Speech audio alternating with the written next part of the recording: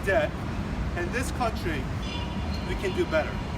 So how do we get here, and how can we end this broken higher education system? The student debt crisis didn't happen overnight. We are here today due to decades of underinvestment of public colleges and overfunding of interest-bearing federal student loans. For 30 years, the United States government underinvested into higher education while the value of a college degree has gone up.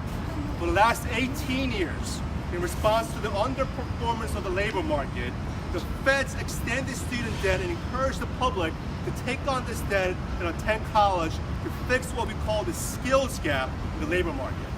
More people are eager to get an advanced degree than ever, and the responsibility of financing that degree has entirely shifted to the individual.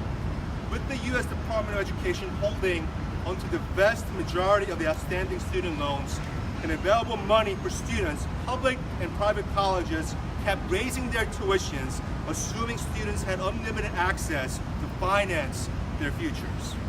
As a result, we are facing an education and student debt crisis that have crippled multiple generations from achieving upward mobility as they spend their entire lives paying back interest on their student loans.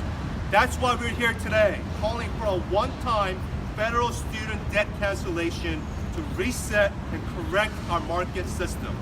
The federal government has the ability to liberate the working and middle class and help redesign our debt-driven system. It also makes it twice as hard for Black and Latino students to get ahead in our society.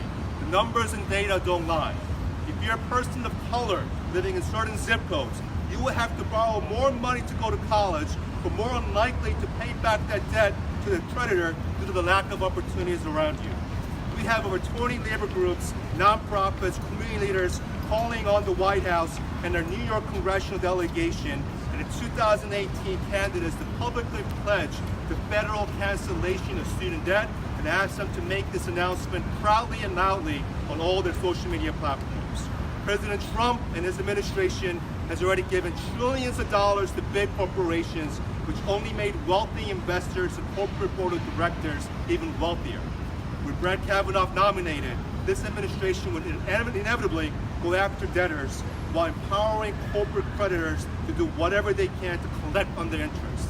For these reasons, we must act now and call for the cancellation of student debt.